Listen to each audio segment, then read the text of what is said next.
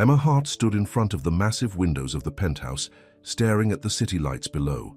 The cleaning staff had already left for the day, leaving her alone in the echoing silence of what was supposed to be a home. It was nearly 9:00, and once again Victor wouldn't be coming home for dinner. She walked to the kitchen and wrapped up the perfectly prepared meal she'd made, his favorite pot roast with roasted vegetables. Another dinner would go to waste, just like the hundreds before it. Emma opened the refrigerator, filled with previous night's leftovers, and squeezed this one in somehow.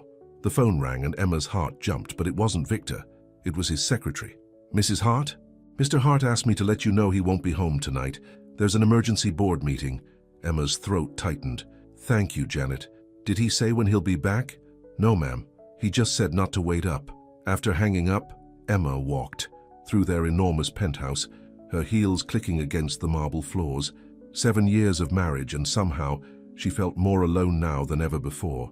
The walls were covered with expensive art that Victor's decorator had chosen, but none of it meant anything to Emma. None of it told their story, mostly because there wasn't much of a story to tell. She reached their bedroom and changed out of the dress she'd worn for dinner. What was the point of dressing up anymore? Victor barely looked at her when he was home.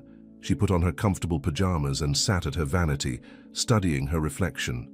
At 35, she was still beautiful, but there was sadness in her eyes that hadn't been there when she first married Victor. Emma remembered how they met. She had been working as an art gallery assistant, and Victor had come in looking for pieces for his office. He'd been charming then, sweeping her off her feet with expensive dinners and grand gestures. She'd fallen hard for the successful CEO who seemed to have everything figured out. But after the wedding, things changed. Victor's true nature emerged slowly, like a tide coming in. First, it was just a missed dinner here and there. Then, it was forgotten. Anniversaries and birthdays.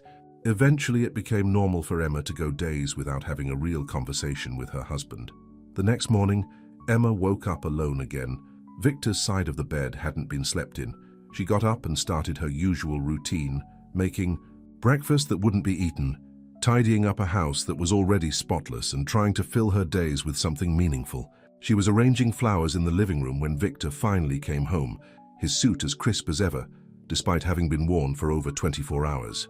"Victor," Emma said softly, "would you like some breakfast?" He barely looked at her as he headed for their bedroom. "No time, I need to shower and change for another meeting." Emma followed him.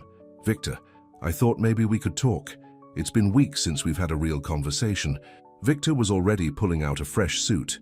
"Emma, I'm in the middle of a huge merger. The company needs me right now. We can talk.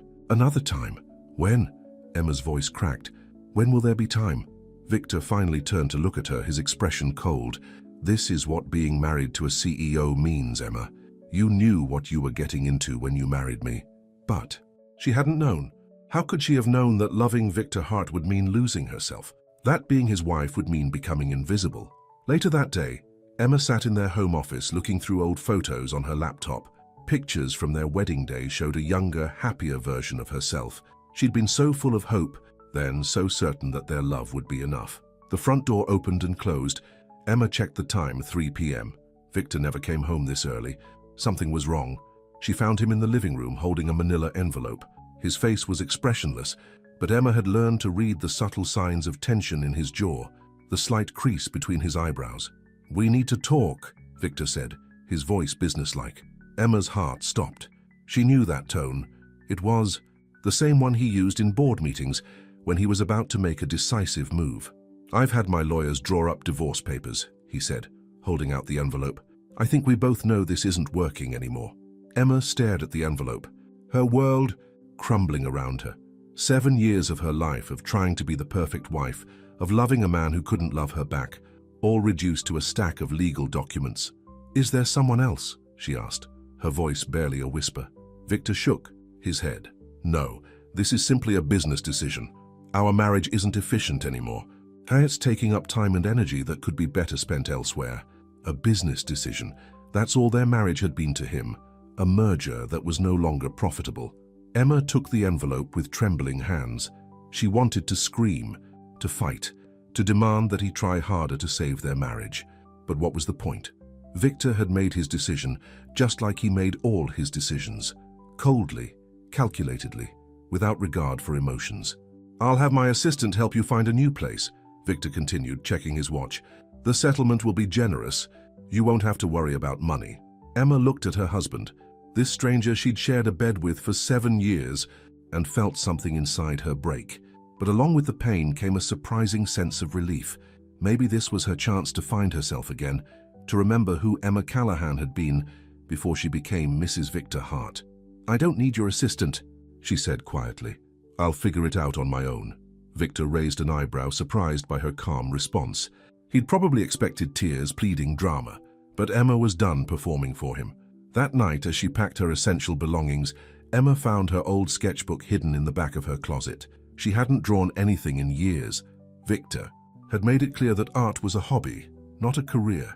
She packed it along with her clothes, knowing that somewhere inside her, the creative, passionate woman she used to be was waiting to come out again. As she took one last look at the penthouse, Emma realized that despite its luxury, it had never really been a home. It had been a beautiful cage. And now, finally, the door was open. The small town of Riverside hadn't changed much in the 7 years Emma had been away. As she drove down Main Street in her modest rental car, memories flooded back. The movie theater where she'd spent countless Saturday afternoons, the diner where she'd waitressed through college, and the old art supply store, they were all still, there like pieces of her past waiting to welcome her home.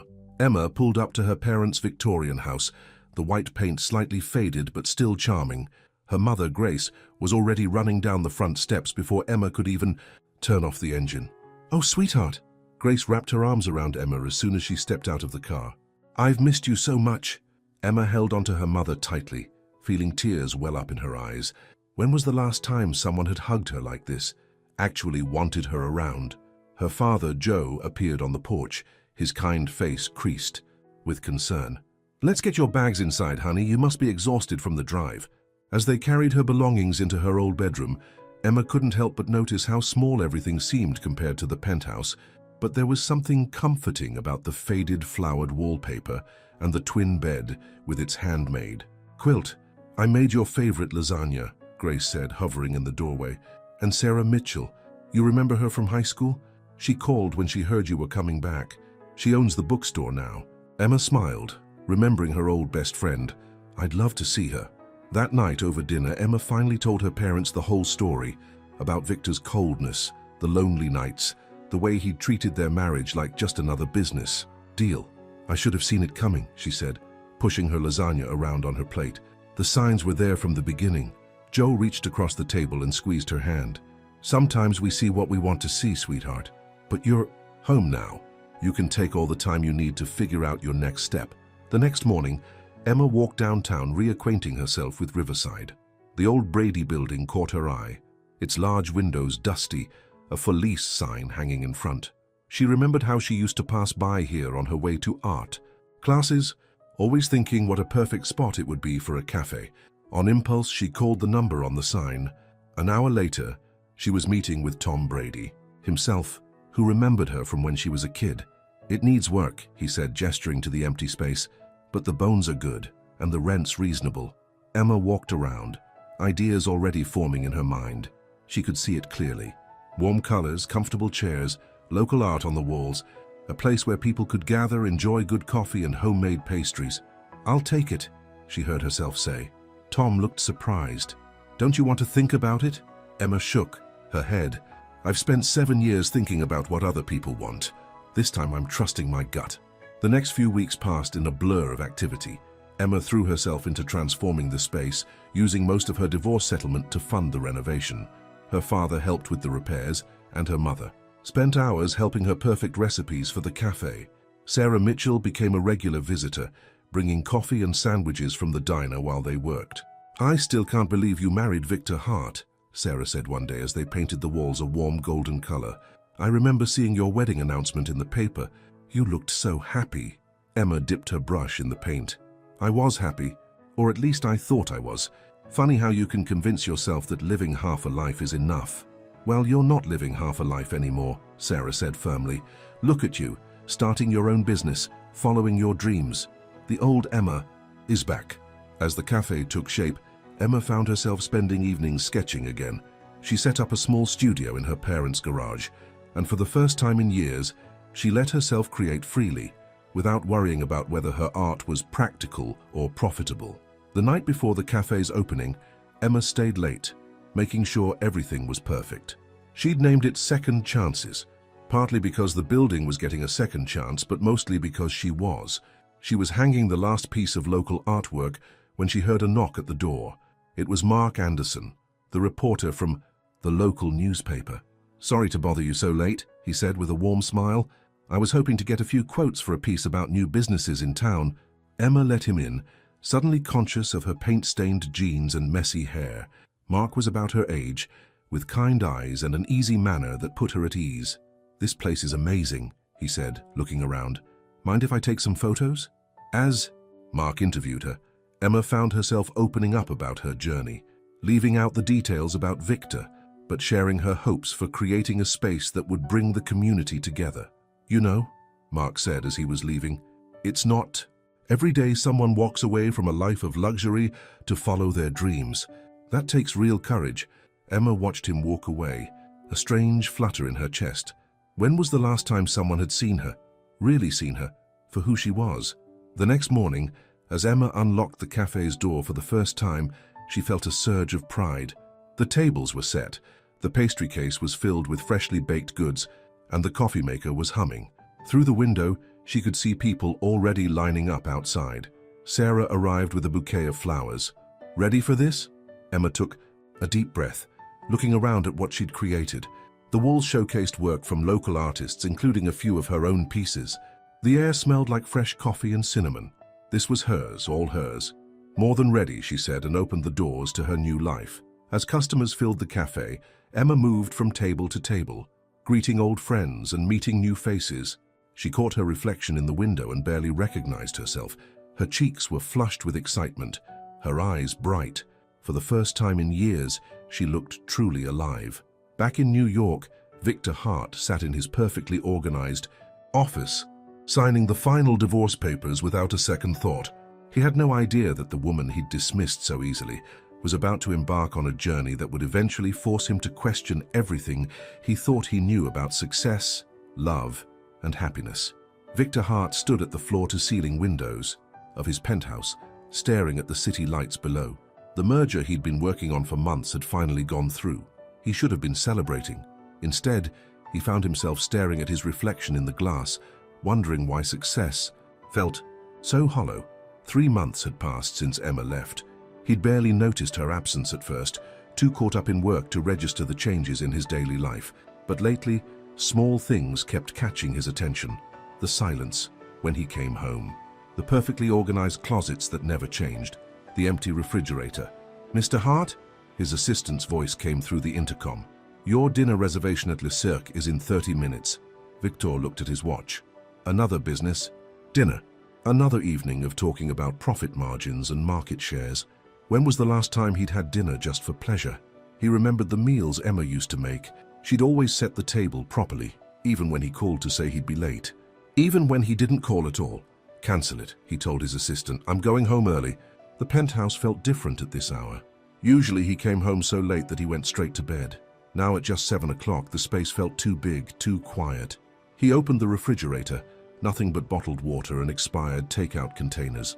Victor walked into his home office, intending to get some work done. A stack of magazines sat on his desk, industry publications his assistant thought he should read, but it was a local lifestyle magazine that caught his eye. The cover showed a charming cafe with the words, "Second Chances Small Town Revival" across the top. And there she was. Emma stood behind a counter, her smile radiant as she served coffee to customers. She looked different. Her hair was looser, her clothes more casual, but it was the look in her eyes that struck him. She was happy, really happy. Victor found himself reading the article, written by someone named Mark Anderson. It described how Emma had transformed an old building in her hometown into a thriving cafe that showcased local art and brought the community together. Mrs. Hart, now Ms. Callahan, credits her fresh start with helping her rediscover her passion for art and community, the article read. Her cafe has quickly become the heart of Riverside's growing art scene, featuring monthly exhibitions by local artists, including some of her own work. Victor sat back in his chair, the magazine open on his desk. Emma was painting again? She'd stopped shortly after their marriage, saying she needed to focus on being a good wife. Had he asked her to do that? He couldn't remember. The next morning, Victor found himself doing something he'd never done before. He Googled his ex-wife. More articles popped up, all by the same reporter. Each one showed Emma looking more confident, more alive. In the most recent photo, she was standing next to one of her paintings at a local gallery exhibition. "Janet," he called his assistant, "clear my schedule for tomorrow and get me the address of a cafe called Second Chances in Riverside." The drive to Riverside took longer than expected. Victor felt out of place in his expensive suit as he parked his Mercedes on the quiet main street. The cafe was easy to find. It had a warm, inviting storefront with large windows showing a busy interior. Through the glass, he could see Emma moving among the tables, chatting with customers. She looked so natural, so at ease, so different from the quiet, careful woman she'd become in their marriage. He sat in his car, unable to make himself go in. What would he even say? "Sorry, I treated our marriage like a business transaction? I miss the way you used to make the penthouse feel like a home." A man with a camera entered the cafe, and Victor watched as Emma's face lit up when she saw him. The man, who Victor recognized from the article photos as Mark Anderson, leaned on the counter while Emma made his coffee, both of them laughing at something he'd said. Something twisted in Victor's chest. When was the last time Emma had laughed like that with him? He started the car and drove back to New York, his mind racing. The merger papers sat unopened in his briefcase, suddenly seeming unimportant. That night, Victor did something he hadn't done in years. He ordered takeout and ate it at his dining room table. The same table where Emma used to serve dinner every night, always hoping he'd make it home in time. He pulled out his phone and looked at the cafe's website. There was a gallery section showing Emma's paintings. One in particular caught his eye. A woman standing in a vast, empty room, her back turned to the viewer, staring out, a window at a grey sky. The painting was titled 7 Years. Victor felt like he'd been punched in the gut. Was this how Emma had felt all those years? Standing alone, waiting for him to notice her. He called his assistant.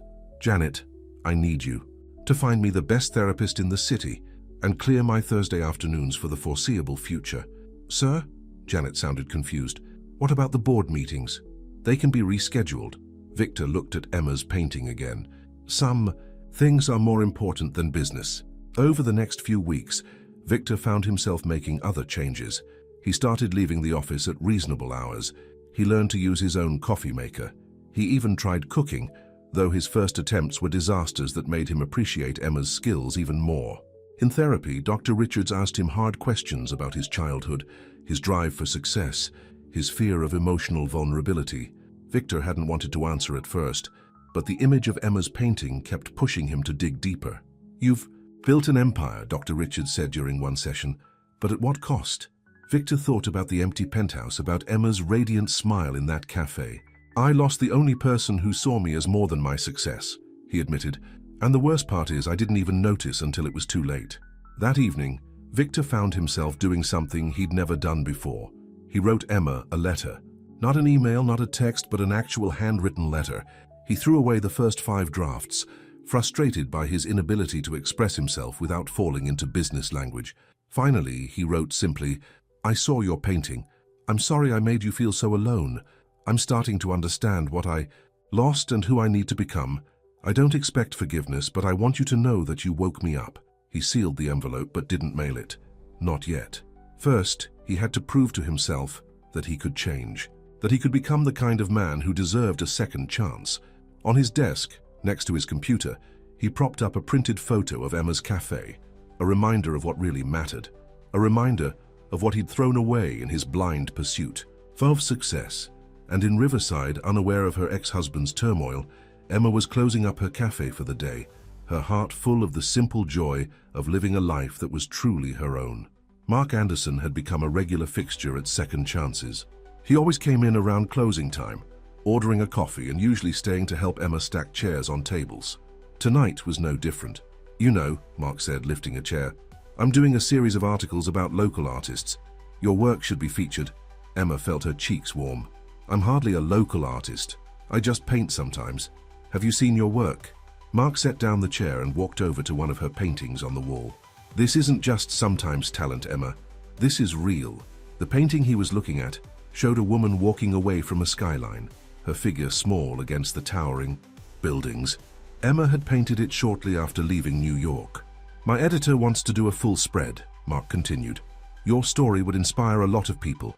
Starting over, following your dreams." Emma wiped down the counter, buying time to think. "I don't know, Mark. I'm not sure I want to share all that. The divorce, I mean. We don't have to focus on that part." Mark leaned against the counter. "We could focus on your art, the cafe, your future." The way he said "your future" made Emma's heart skip a beat. Over the past few months, Mark had become more than just a friendly reporter. He brought her coffee from other cafes to try, left books he thought she'd enjoy, and somehow always knew when she needed someone to talk to. "Okay," Emma found herself saying, "but I get to approve the final article." Mark's smile lit up his whole face. "Deal. How about we discuss the details over dinner tomorrow?" Emma's hand stilled on the counter. Was this it? Were they finally crossing that line from friendship to something more? "Just dinner," Mark added quickly. "No pressure, no article. Talk if you don't want." "I'd like that," Emma said softly. Meanwhile, in New York, Victor sat in Dr. Richards' office, holding his still unmailed letter to Emma. "Why haven't you sent it?" Dr. Richards asked. Victor stared at the envelope. "Because words aren't enough. I need to show her I've changed, not just tell her." "And how do you plan to do that?" Victor pulled out his phone and showed Dr. Richards an email. "I'm stepping down as CEO." "That's a big decision," Dr. Richards said carefully. "Are you sure?" "I'm not leaving the company entirely," Victor explained. "But I'm promoting Janet to CEO. She's been running things anyway these past few months while I've been..." He paused. "While I've been learning how to be human again." Back in Riverside, Emma was getting ready for her dinner with Mark. She'd changed outfits 3 times, finally settling on a simple blue dress that Sarah insisted brought out her eyes. "It's just dinner," Emma told her reflection, trying to calm her nerves. But it wasn't just dinner. It was the first time since Victor that she'd allowed herself to think about being with someone else. Mark took her to a small Italian restaurant on the outskirts of town. No fancy wine list, no stuffy waiters, just good food and warm atmosphere. It was so different from the expensive restaurants Victor had preferred. "You look beautiful," Mark said as they sat down. "Blue's your color." Emma smiled, remembering how Victor had always wanted her to wear black or gray to match his corporate image. Over pasta and wine, they talked about everything except the article. Mark told her about growing up in Riverside, about his dreams, of becoming a novelist, about the travel pieces he wrote on the side. "What made you stay in Riverside?" Emma asked. "You could probably get a job at any big city paper." Mark twirled pasta on his fork. "I believe in telling small stories, the ones that might seem ordinary but actually change lives, like a woman opening a cafe that becomes the heart of her community." Emma felt herself blush. "You make everything sound special." "Not everything," Mark said softly, "just the things that are."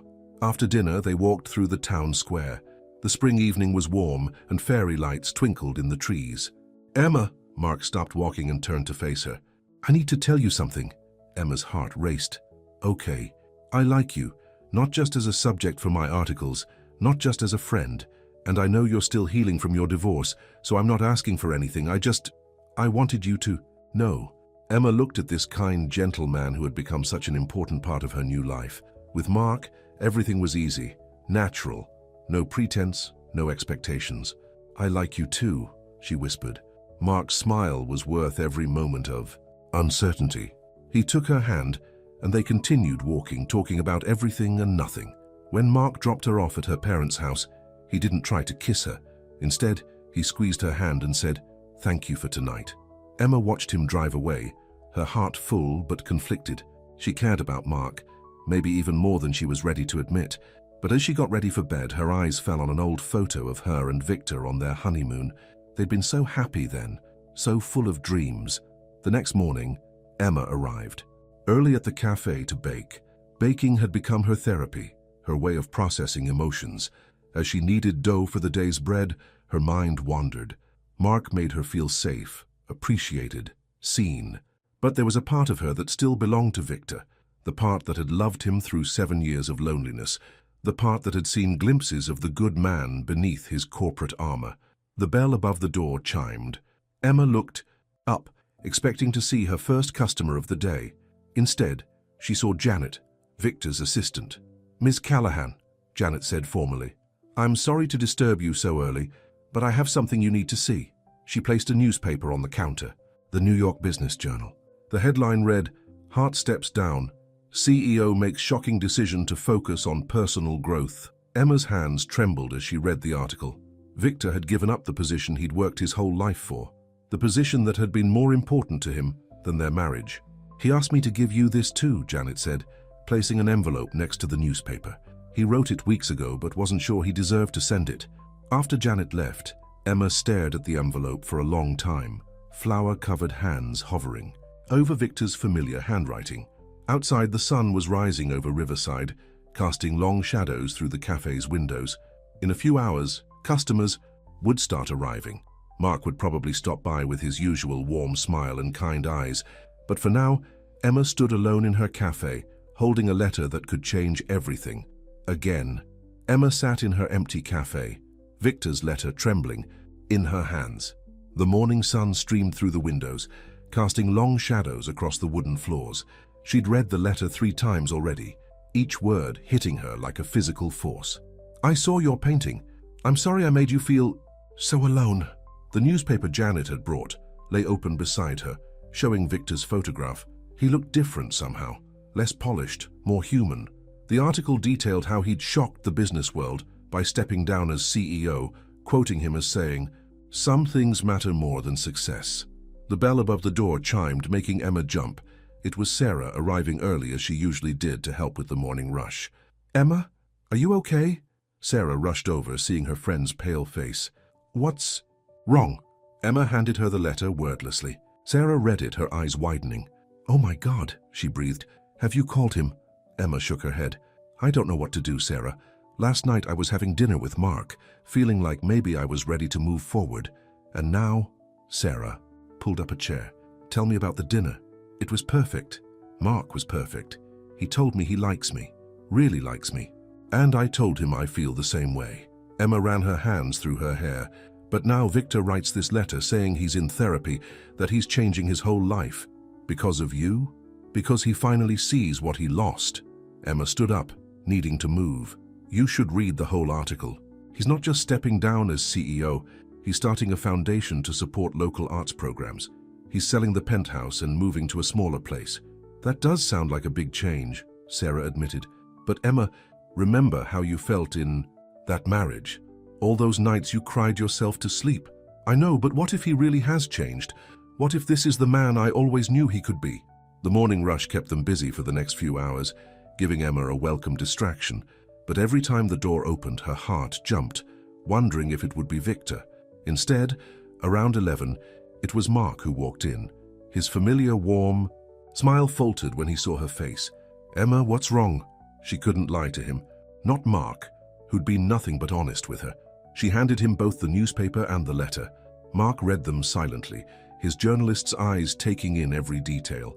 When he finished, he looked at her with understanding that made her heart ache. "You still love him," he said quietly. "I don't know what I feel anymore." Emma's voice cracked. "Mark, last night was wonderful. You're wonderful, but he was your husband for 7 years," Mark finished. "And now he's finally becoming the man you always hoped he could be." Emma sat down heavily. "I feel so confused. When I left New York, everything was clear. I was done with that life, done with being invisible. Here with the cafe, with my art, and with you, I've found myself again. And now you're afraid you'll lose yourself again if you give him another chance." "Yes, no, I don't know."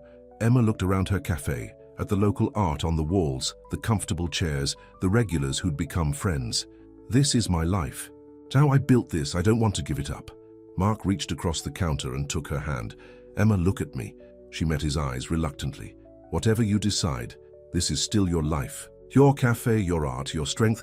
No one can take that away from you. Not Victor, not me, not anyone." Tears spilled down Emma's cheeks. "Why are you being so understanding?"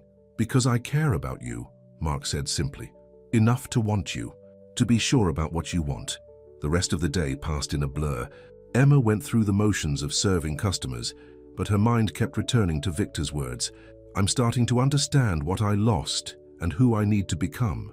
That evening, after closing, Emma sat in her studio above the cafe.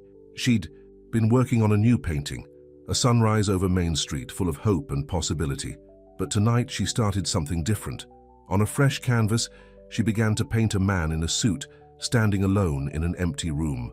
But unlike her previous painting of isolation, this one showed light streaming through the windows, illuminating the man's face as he finally looked up from his work to see the world around him. As she painted, Emma's phone lit up with a text from Mark. "Just wanted you to know, whatever you decide, you haven't lost me as a friend." She stared at the message, her heart full of gratitude and confusion. Then she picked up her phone again, and before she could talk herself out of it, dialed Victor's number. He answered on the first ring. "Emma?" His voice sounded different, softer, less controlled. "I got your letter," she said. There was a long pause, then, "I meant every word." "I know." Emma took a deep breath. "That's why I'm calling. We need to talk, really talk, but not over the phone. Tell me when and where." Emma looked around her studio, at the half-finished painting of the man in the suit. "Come to the cafe Sunday morning before we open. 9 o'clock. I'll be there." After they hung up, Emma walked to the window. Below, Main Street was quiet, the streetlights casting pools of warm light on the sidewalk. A few stores down, she could see the lights still on in the newspaper office, where Mark was probably working late on a story. Her life had become a tangle of past and present, of what-ifs and what-could-bes. Sunday morning would change everything, again, but this time she wasn't the same woman who had left New York, with nothing but broken dreams and a handful of paintbrushes. This time she was Emma Callahan, cafe owner, artist, and a woman who knew her own worth. Whatever happened on Sunday, that wouldn't change.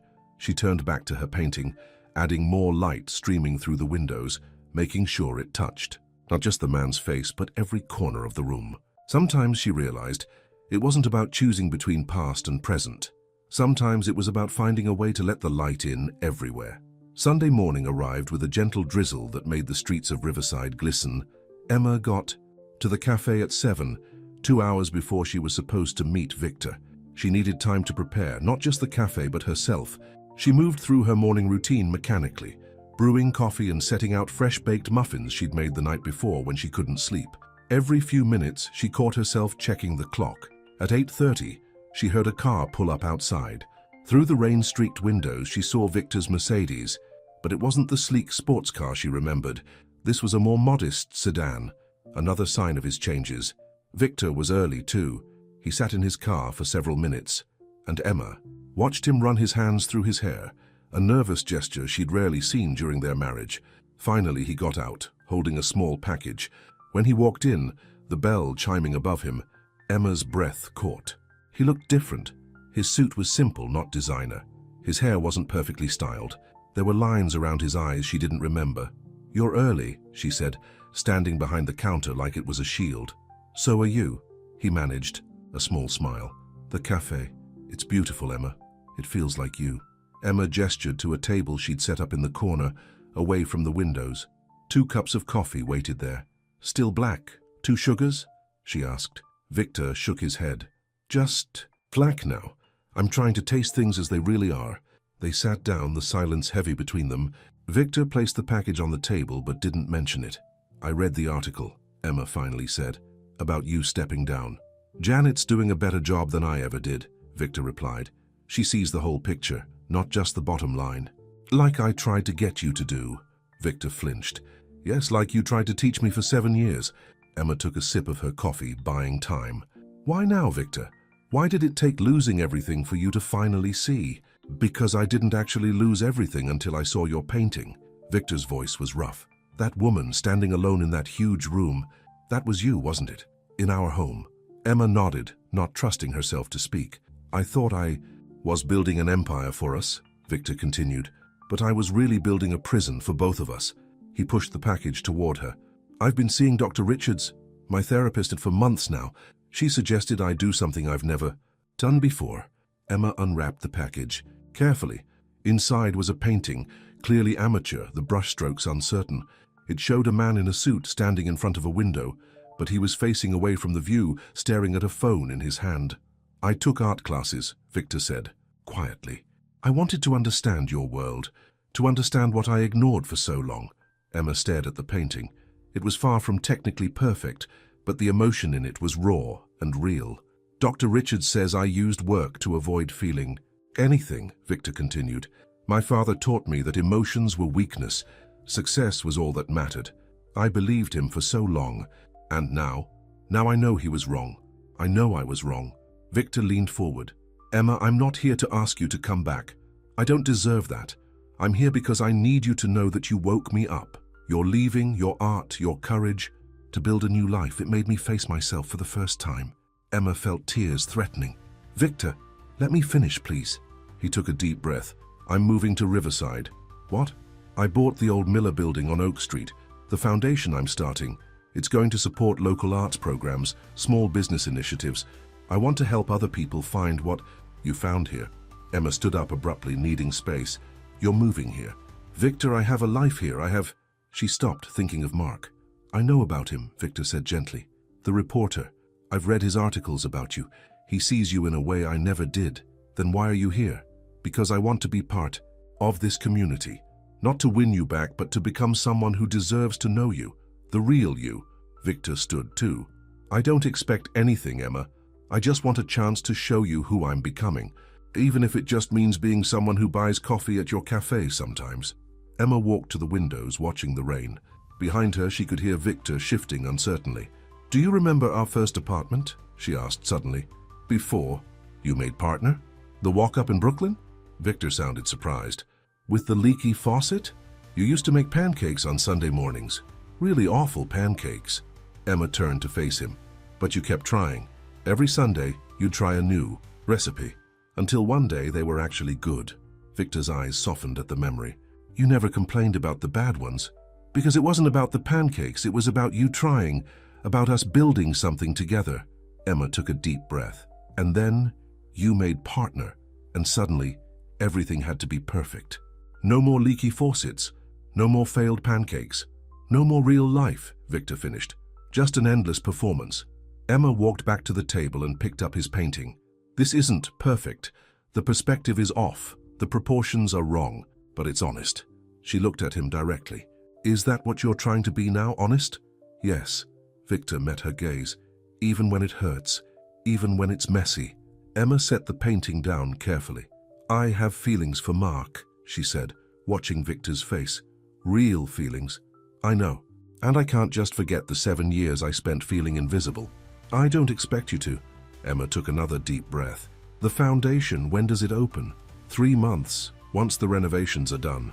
She nodded slowly. Okay, here's what I can offer. You can come to the cafe, you can buy coffee, you can be part of this community, but not as my ex-husband trying to win me back. Just as Victor, the guy trying to make better pancakes. A genuine smile broke across Victor's face. Not the polished one she remembered from charity galas, but the real one she hadn't seen since Brooklyn. I'd like that, he said softly. As if on cue, the bell above the door chimed. They both turned to see Mark standing there, rain dripping from his coat. The three of them froze, caught in a moment that could have been awkward. But Emma felt strangely calm. Mark, she said, come in. I think it's time you and Victor met properly. Outside, the rain began to ease, and the first rays of sunlight broke through the clouds, casting prisms through the cafe's windows. Sometimes, Emma thought, new beginnings didn't look anything like you expected them to. Mark stood in the doorway of second chances, rain dripping from his coat, taking in the scene before him. Emma, looking both strong and vulnerable. Victor, changed from the cold. Businessman Mark had researched for his articles. The tension in the air was thick enough to cut with a knife. Coffee? Emma asked, breaking the silence. Her voice was steady, but her hands trembled slightly as she reached for a clean cup. Please, Mark said, shrugging off his wet coat. He looked at Victor. I've written about you. I know, Victor replied. You're good at your job. You saw in Emma what I was too blind to see for years. The simple honesty of Victor's statement caught Mark off guard. He'd expected corporate smoothness, practiced charm. Instead, he got raw. Truth. Emma brought Mark's coffee, made exactly how he liked it, with a splash of cream and no sugar. The familiar gesture felt different now, weighted with meaning. I should go, Victor said, standing up. Emma, thank you for listening, for being honest. He turned to Mark. Take care of her. She deserves someone who sees her clearly. But Emma stepped forward. Wait. Both of you need to understand something. She looked between the two men. I'm not a prize to be won. I'm not choosing between you. Right now, I'm choosing myself. Mark felt a surge of pride mixed with pain. This was the Emma he'd fallen for. Strong, direct, genuine. "The cafe is neutral ground," Emma continued. "Victor, like I said, you can come here, be part of this community. And Mark, nothing changes with us. You're still my friend, still welcome here anytime, but I need space to figure things out." Over the next few weeks, an unusual rhythm developed in Riverside. Victor began renovating the Miller building, often covered in dust rather than wearing designer suits. He came to the cafe every morning, ordered his coffee black and sat quietly reading or working on his laptop. Mark kept his usual schedule, coming in near closing time to help Emma stack chairs. But now there was an undertone of unspoken feelings, of possibilities hovering just out of reach. The town buzzed with gossip. Sarah tried to run interference, but everyone had an opinion about Emma's situation. "Did you hear?" Mrs. Peterson whispered loudly to her friend one morning. "Her ex-husband's living in the old Miller place, and that nice reporter is sweet on her too." Emma ignored the gossip, focusing instead on her growing business and her art.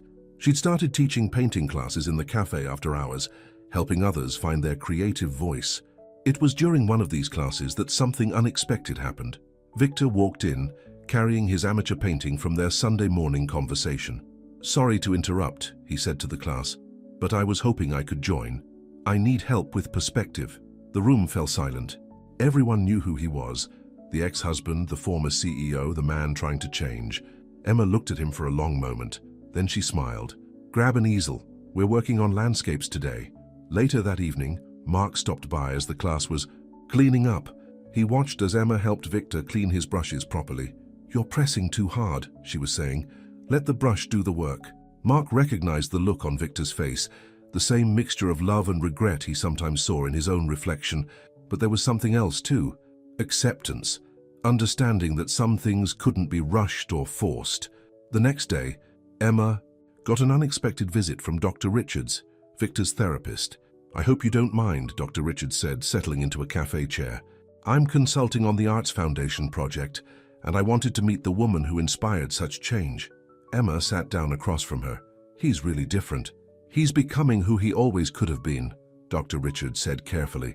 "But, Emma, I want you to know something. His growth isn't dependent on you. Whether you choose to be part of his life or not, he's committed to this journey." "And Mark?" Emma asked quietly. "Am I being fair to him? Are you being honest with him?" Emma thought about Mark's understanding, his patience, his quiet strength. "Yes, always." "Then you're being fair." That evening, Emma worked late in her studio above the cafe. She was finishing the painting she'd started the night Victor's letter arrived, the man in the suit with light streaming in. But she'd added something new, a door standing open, leading to a garden where two other figures waited. None of their faces were clear, but their stances spoke of patience, of possibility, of hope. A knock at the studio door startled her. It was Mark. "Sorry," he said. "I saw your light on. Just wanted to make sure you're okay." Emma looked at her painting, then back at Mark. "I'm not okay," she admitted, "but I think I'm getting there." Mark studied the painting. "3 figures," he observed. "Yes." "And the door's open?" "Yes." Mark smiled softly. "You know, some stories don't have to end with choosing. Sometimes they end with understanding." Emma put down her brush. "When did you get so wise?" "Probably around the same time you got so brave." Across town, Victor sat in his half-renovated building, looking at plans for the Arts Foundation. On his desk was a framed photo, not of his past success, but of Emma teaching his first painting class, her face alight with passion as she explained color theory. He picked up his phone and typed out a text to her. "Thank you for teaching me about perspective. Both kinds." Emma read the message in her studio, Mark still standing quietly nearby. She showed it to him. "He's learning," Mark said. "We all are," Emma replied. Outside, Riverside settled into its evening routine. Shops closed. Lights came on. People headed home. In the cafe below, the remnants of the day's life lingered. Coffee cups, crumb-dusted plates, the faint scent of paint from the art class. Emma looked at her painting one last time before covering it. The 3 figures in the garden weren't facing each other. Instead, they were all looking at something beyond the canvas, something the viewer couldn't see. Maybe that was the point. The future wasn't about choosing between past and present. It was about being brave enough to look towards something new, something undefined. Mark touched her shoulder gently. Come on, I'll walk you home. As they left the cafe, they passed Victor's empty coffee cup from that morning, still sitting on his usual table. Emma picked it up, ran her finger along the rim where he'd written his usual "thank you" in his now familiar handwriting. 3 people, one small town, countless possibilities. And for the first time, Emma felt not torn but curious about where it all might lead. The renovation of the Miller building was nearly complete, and Emma couldn't help but slow down every time she passed it on her way to the cafe. The old brick had been carefully restored, and large windows now filled the once boarded-up facade. Through them she could see the gallery space taking shape, clean white walls, warm wooden floors, and state-of-the-art lighting. One morning she found Victor outside the building talking to a contractor. He was wearing jeans and a work shirt, his hands dusty from helping with the renovation. The sight still startled her, this new version of her ex-husband who wasn't afraid to get his hands dirty. "Emma," he smiled when he saw her, "I was hoping to catch you. Do you have a minute?" She nodded, shifting her bag of groceries for the cafe. "I wanted to ask your opinion about something." Victor led her inside. "The foundation's opening gala is in 3 weeks. I thought maybe we could feature local artists. Your students' work? Maybe some of yours?" Emma looked around the space. It was beautiful. Not coldly perfect like their old penthouse, but warmly inviting. "You want my art at the opening?" "And more than that." Victor seemed nervous, very unlike his old CEO self. "I was hoping you'd help organize it. You know the local art community better than anyone. This shouldn't just be about me writing checks, it should be about real support for real artists." Before Emma could respond, Mark's voice came from the doorway. "That's actually a great idea." They turned to see him standing there, notebook in hand. "Sorry, I was coming to get quotes about the renovation. But Victor's right, Emma. You'd be perfect for this." The 3 of them stood in the sunlit space, the air thick with possibility and unspoken feelings. Over the past weeks, they'd developed an unusual rhythm. Victor with his morning coffee and painting lessons, Mark with his evening conversations and gentle support, and Emma somehow balancing it all while staying true to herself. "I'll do it," Emma said finally, "but I want to do it right. Not just paintings on walls, but a real celebration of what art means to this community." That evening, after the cafe closed, Emma, Mark and Sarah sat planning the event. Victor had given them complete freedom with the budget, trusting Emma's vision completely. "We could set up stations where people can try different art forms," Sarah suggested. "Painting, pottery, even digital art. And profiles of each artist," Mark added. "I could write them, really tell their stories." Emma watched them brainstorm, her heart full. This was her world now. Friends who supported each other, creativity that flowed freely, dreams that didn't have to fit into corporate boxes. The next few weeks passed in a blur of preparation. Emma split her time between running the cafe and organizing the gala.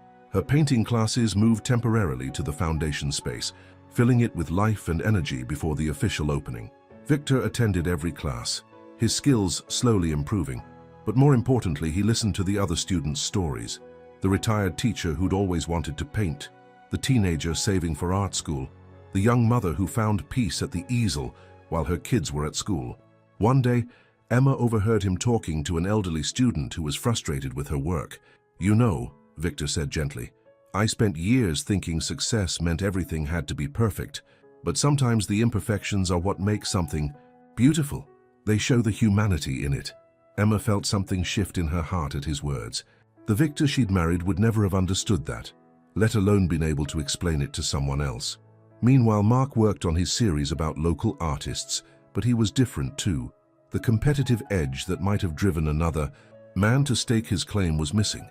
Instead, he wrote with deep understanding about transformation and second chances. "I'm doing a piece about Victor's journey," he told Emma one evening as they walked through the gallery space. "From CEO to community arts patron. Would you be willing to be interviewed for it?" Emma stopped walking. "Are you sure? Given everything?" Mark touched her arm gently. "Emma, what's happening here is bigger than any love triangle. It's about people finding their true selves, about a community coming together. That's the story I want to tell." 2 days before the gala, Emma was hanging the last of the artwork when Victor came in. He stood looking at her latest painting, the one with the 3 figures in the garden. "Is this going in the show?" he asked quietly. Emma nodded. "Mark convinced me it should be the centerpiece. He says it tells the whole story." "He's right." Victor studied the painting. We're all looking toward something, aren't we? Not at each other, but toward a future none of us can quite see yet. Victor, Emma said carefully, why did you really move to Riverside? The truth. He was quiet for a long moment. Because I needed to learn how to be part of something bigger than myself. Yes, you were here. Yes, part of me hoped. But that wasn't the main reason. I saw how this town had helped you become who you were always meant to be. I wanted to understand that kind of community. And now? Now I understand that some things can't be earned or bought or won. They can only be lived. He smiled sadly. The gala's going to be amazing, Emma. You've done something incredible here. That night, Emma worked late in her studio above the cafe, putting final touches on a new painting for the show. It showed the Miller Building, but not as it was. Now instead, it was filled with light and color, people creating and sharing and learning together. Her phone buzzed with a text from Mark. Just finished the article. Want to read it before it goes to print? Then another message, this one from Victor. Thank you for teaching me that making something beautiful is more important than making it perfect. Emma looked at her painting, at her phone, at the life she'd built for herself. 2 days until the gala, 2 days until everything might change again. But this time she wasn't afraid of change. This time she was ready to see where the light would lead. The evening of the gala arrived with perfect early summer weather. The Miller Building glowed from within, its restored facade lit by elegant spotlights. Inside, Emma stood in the middle of the main gallery, taking one last look at everything before the doors opened. The space was transformed. Local artwork filled the walls, each piece carefully lit and labeled with the artist's story. Interactive stations were set up throughout the room. A pottery wheel, easels, even a digital art display. Everything was ready. Sarah rushed in, wearing a dark blue dress Emma had helped her choose. There's already a line outside. Half the town must be here. Emma smoothed down her own dress. A simple but elegant red gown that made her feel confident and strong. She'd bought it herself with money she'd earned from the cafe, another reminder of how far she'd come. Have you seen Mark's article? Sarah asked, holding up the evening edition of the paper. It's beautiful, Emma. Before Emma could answer, Victor walked in. He was wearing a suit, but not his old power suits from New York. This one was simpler, more approachable. He carried a small wrapped package. Everything looks amazing, he said, looking around the gallery. Then he saw Emma in her red dress, and for a moment the look in his eyes made her heart skip, but he quickly composed himself. This is for you. Emma unwrapped the package carefully. Inside was a small painting, Victor's first attempt at the landscape they'd practiced in class, complete with wobbly trees and an uncertain sky. To remind us both how far we've come, he said softly. The doors were about to open when Mark arrived, looking handsome in his jacket and tie. He carried a copy of his article, but also a single rose. For the artist, he said, handing Emma the flower. Their fingers brushed and that familiar warmth spread through her chest. The next hour was a whirlwind as guests poured in, the gallery filled with conversation and laughter. Emma moved through the crowd, answering questions about the artwork, introducing artists to potential buyers, watching her students proudly show their work to family and friends. She kept catching glimpses of both men throughout the evening. Victor, speaking passionately to potential donors about supporting local arts education, Mark taking notes and photographs, capturing the energy of the night. Finally, it was time for the speeches. Victor stepped onto the small platform they'd set up, and the room fell quiet. 7 months ago, he began, I was a different man. I thought success meant controlling everything, making everything perfect. I lived in a world of spreadsheets and profit margins, and I lost sight of what really matters. He paused, his eyes finding Emma in the crowd. But someone very wise taught me that real beauty isn't about perfection. It's about honesty, about letting light into the dark places, about having the courage to show who you really are. Emma felt tears threatening as Victor continued. This foundation isn't about me writing checks or putting my name on a building. It's about supporting the kind of community that can change lives. I know because it changed mine. The crowd applauded, and Emma saw several people wiping away tears. This wasn't the rehearsed corporate speech they'd expected. This was raw, honest emotion. After the speech, Emma needed air. She slipped out to the small garden they'd created behind the building, but she wasn't alone for long. Mark found her first. Hey, he said softly. You okay? She turned to face him. Your article. It was perfect, Mark. You saw everything so clearly. "I see you clearly," he said. "I always have." He took a deep breath. "Emma, I need to tell you something. I've been offered a job with a major newspaper in Chicago." Emma felt her heart twist. "When?" "They want me to start next month." Mark stepped closer. "But I don't have to take it. If there's a reason to stay." Before Emma could respond, they heard footsteps. Victor stood in the doorway. "Sorry," he said quickly. "I didn't mean to interrupt." "You're not," Emma said. Something in her voice made both men look at her intently. She looked between them. These two men who had shown her different kinds of love. Victor, who had learned to see her worth too late but was becoming someone new. Mark, who had seen her clearly from the start and helped her believe in herself. Again. "I need to say something," she said, "to both of you." The garden was quiet except for the distant sounds of the party inside. The summer evening wrapped around them like a warm blanket, as Emma found the words she needed to say. "Victor," she began, "watching you change, seeing you become this person who understands what really matters, it's been amazing. You're not the man I married, and that's a good thing." She turned to Mark. "And you helped me find myself again. You showed me what it means to be truly seen and valued." Both men waited, neither pushing, neither demanding. "But I've realized something," Emma continued. "All these months, everyone's been wondering who I would choose, even me. But that's not what this story is about." She touched the rose Mark had given her, then looked at Victor's humble painting that now sat in the gallery. "This story is about choosing myself, about knowing that I don't need either of you to be complete. I want to see who I can become on my own." The silence that followed was heavy with emotion. Then, surprisingly, both men smiled, sad but understanding smiles. "I know," Mark said softly. "I think I've known since I read your story about the three figures looking towards something none of them could see. We both want you to be happy, Emma," Victor added, "even if that means letting you go." Inside, the party continued. Emma could hear laughter, music, the sound of community coming together. She had built this, not just the gala, but a life full of purpose and creativity. "Take the job in Chicago," she told Mark. "Your talent deserves a bigger stage." Then she turned to Victor. "And you, keep building this foundation, keep learning, keep letting the light in." As if on cue, the garden lights came on, casting a warm glow over the three of them. Above, the first stars were appearing in the darkening sky. Sometimes, Emma thought, the bravest choice isn't choosing between two paths. Sometimes it's forging your own. 3 months after the gala, Emma stood in her cafe on a crisp autumn morning, arranging a fresh display of local artwork. Life in Riverside had found a new rhythm, different from what she'd expected but somehow exactly right. Mark had left for Chicago 2 months ago. His goodbye had been gentle, filled with understanding rather than regret. His last article for the local paper had been about the transformative power of art in small communities, and Emma kept a copy framed in her office. "Your coffee shop started something," he'd written.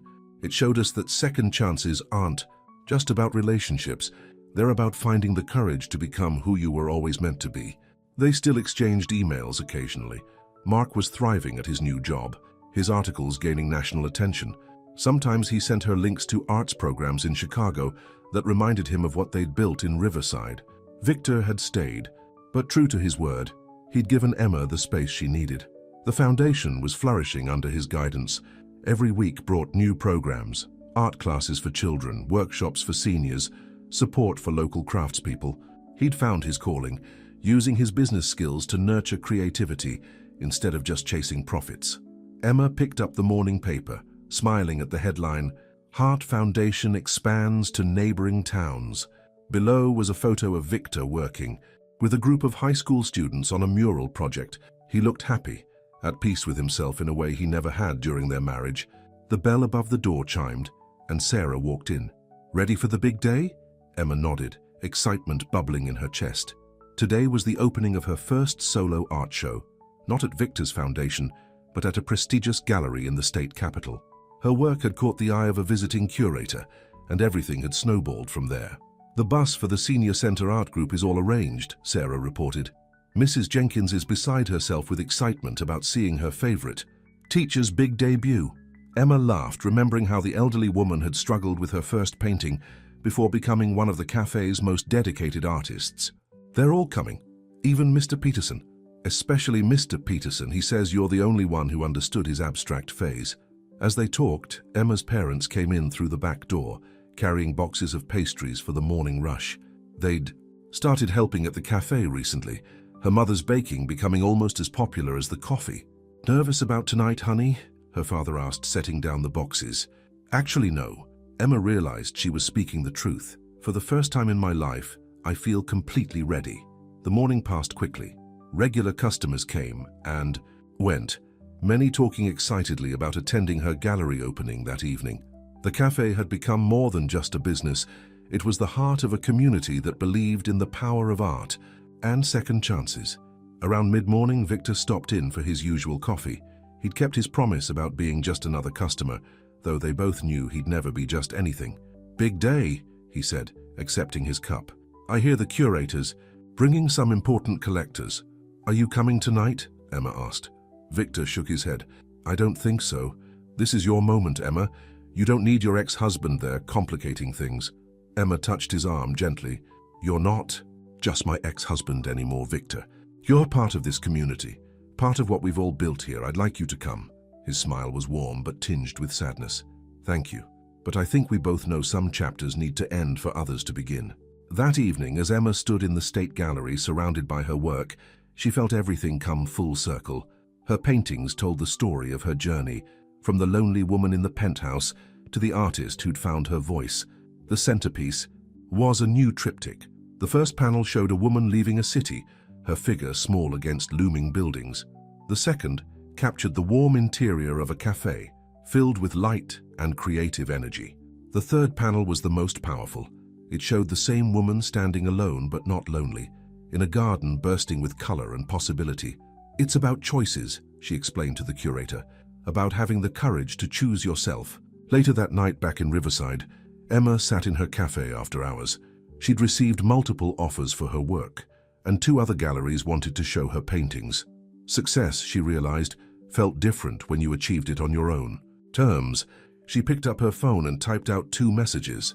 To Mark, "Thank you for showing me what it means to be truly seen. Chicago is lucky to have you." To Victor, "Thank you for learning how to let the light in. This town is lucky to have you." Then she went up to her studio above the cafe.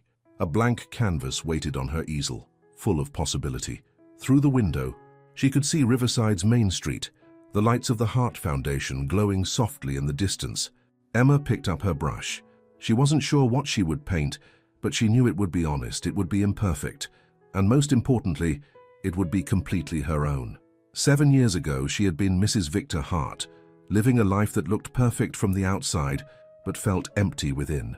Now she was simply Emma, artist, cafe owner, teacher, friend. She had learned that love wasn't about choosing between 2 paths. Sometimes it was about having the courage to walk alone, knowing that solitude didn't mean loneliness.